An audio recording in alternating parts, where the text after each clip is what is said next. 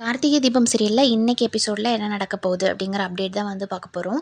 நேற்று வந்து ரேவதியும் கார்த்தியும் ஃப்ரெண்டோட பர்த்டே பார்ட்டிக்கு போயிட்டு வந்திருப்பாங்க இல்லையா? வந்து பார்த்தா ஹோட்டல் ரூமில் வந்து ஸ்வாதி வந்து மிஸ் ஆயிருப்பாங்க. அவங்க ஆல்ரெடி வந்து அவங்களோட ஃப்ரெண்டுக்கு கால் பண்ணி இந்த மாதிரி நான் செங்கல்பட்டில் தான் இருக்கேன் அப்படின்னு சொல்லவும், அவங்க ஏதோ பார்ட்டி இருக்குது இங்கே கிளம்பி வான்னு சொல்லி அட்ரஸ் அனுப்பியிருப்பாங்க. உடனே இவங்களும் கிளம்பி போயிட்டாங்க. அங்கே போய் பார்த்தா அது வந்து ஒரு ட்ரிங்க்ஸ் பார்ட்டி அந்த மாதிரி வந்து பார்ட்டி செலிப்ரேட் பண்ணிகிட்ருப்பாங்க. அங்கே ஒரு பையன் வந்துட்டு ஸ்வாதிய பார்த்துட்டே இருப்பான். அப்போ பார்த்துட்டே இருக்கும்போது வந்து பார்த்தீங்க அப்படின்னா, அந்த ஸ்வாதிக்கு வந்து அந்த ஜூஸில மயக்க மருந்து வந்து கலந்து குடுத்துருவாங்க. அந்த ஜூஸ குடிச்சதும் ஸ்வாதி வந்து மயக்கம் போட்டு விழுந்துருவாங்க. அதுக்கப்புறம் அந்த பசங்க வந்து இவங்கள்ட்ட தப்பா நடந்துக்கிறதுக்காக ட்ரை பண்ணுவாங்க. அந்த டைம்ல வந்து கார்த்தி எப்படியோ அந்த ஸ்வாதி இருக்கிற இடத்த கண்டுபிடிச்சு, அந்த பார்ட்டி ஹாலுக்கு வந்துட்டு ஸ்வாதிய கண்டுபிடிச்சு காப்பாத்தி கூட்டிட்டு போயிடுவாங்க ரேவதியும், கார்த்தியும்.